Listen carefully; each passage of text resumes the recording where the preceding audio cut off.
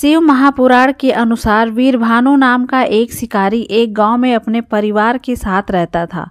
उस पर जमींदार का बहुत कर्ज था। कर्ज ना चुकाने पर उसे जमींदार ने बंदी बना लिया। उस दिन शिवरात्रि थी।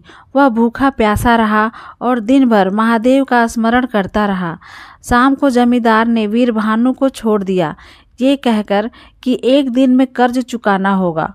और फिर वीरभानु उसी हाल में जंगल की तरफ चला गया ताकि कोई शिकार मिल जाए। बहुत रात हो गई, कुछ भी वीरभानु के हाथ नहीं लगा। वो एक तालाब के पास एक पेड़ पर चढ़ गया। उसके पास थोड़ा पानी भी था। जिस पेड़ पर वह बैठा था वह एक बेल का पेड़ था और उसके नीचे शिवलिंग था। इस बात का उसे पता नहीं था क्योंकि वो शिवलिंग बेल पत्रों से ढका हुआ था। उसने उस दिन कुछ नहीं खाया पिया था। इस प्रकार शिवरात्रि का व्रत हो गया। रात बहुत हो गई। ऐसे में एक हिरनी तालाब में पानी पीने के लिए आई। वो गर्भवती थी। इधर वीरभानु उसे देखकर धनुष तीर से निशाना लगाया, पर उसके हाथ के धक्के से थोड़ा सा पानी और कुछ बेलपत्र शिवलिंग पर गिर गए। तभी हिरनी की नज़र उस शिकारी पर पड़ गई। तभी उस हिरनी ने वीरभानु से कहा, मेरे पेट में बच्चा है और जल्द ही होने वाला है। मैं बच्चे को जन्म देकर इस स्थान पर फिर से वापस आ जाऊंगी और तब तुम मेरा शिकार कर लेना। अभी शिकार करोगे तो तुम मेरे बच्चे को भी मार डालोगे। वीरभानु मान गया और हिरनी को जाने दिया। उसी बीच पेड़ से और बेलपत्र उसी शिवलिंग पर गिर जाते हैं, जिससे उसकी रात्रि की प्रथम प्रहर की पूजा हो गई। कुछ समय बीता, तभी एक और हिरनी वहां से जा रही थी। तभी वीरभानु ने उस पर निशाना साधा और फिर उसके हाथ के धक्के से थोड़ा सा पानी और कुछ बेलपत्र शिवलिंग पर जा गिरे। उस हिरनी की नज़र वीरभानु पर पड़ गई और उसने वीरभानु से निवेदन किया कि वह अपने पति की खोज कर रही है और वो जब अपने पति से मिल लेगी फिर वापस आ जाएगी। शिकारी ने उसे भी जाने दिया। अब रात्रि का आखिरी प्रहर चल रहा था। तभी एक हिरनी अपने बच्चे के साथ तालाब में पानी पीने के लिए आई।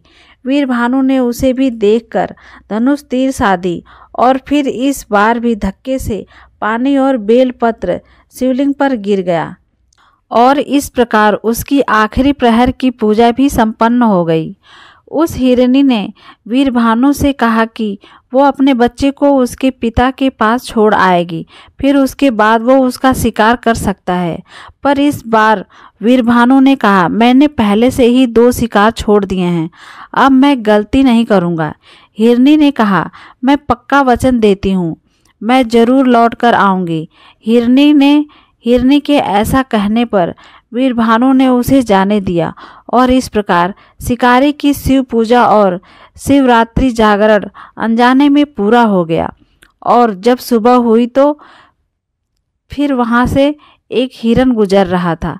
शिकारी को देखते ही हिरन ने कहा कि अगर तुमने 3 हिरन और उसके बच्चों का शिकार किया है तो तुम मुझे भी मार डालो, क्योंकि वो मेरे परिवार थे और अब मैं उनके वियोग में नहीं जी पाऊंगा। और यदि तुमने उन्हें छोड़ दिया है तो मुझे भी जाने दो, मैं उनसे दोबारा मिलकर यहाँ वापस आ जाऊंगा और तुम मेरा शिकार कर लेना। वीरभानु ने रात्रि की पूरी घटना उस हिरन को सुनाई और हिरन को भी जीवन दान दे दिया। शिवरात्रि का व्रत करने और अनजाने में शिव जी की पूजा करने के प्रभाव से वीरभानु का मन निर्मल हो गया। वो पाप रहित हो गया और कुछ समय बाद वो हिरन अपने पूरे परिवार के साथ वीरभानु के सामने आ गया ताकि वो उनका शिकार कर ले और उनका वचन पूरा हो जाए। हिरन और उसके परिवार की वचनबद्धता देखकर जीवन दान दे दिया। अनजाने में ही सही, शिवरात्रि का व्रत करने से वीरभानु को पुण्य की प्राप्ति हुई।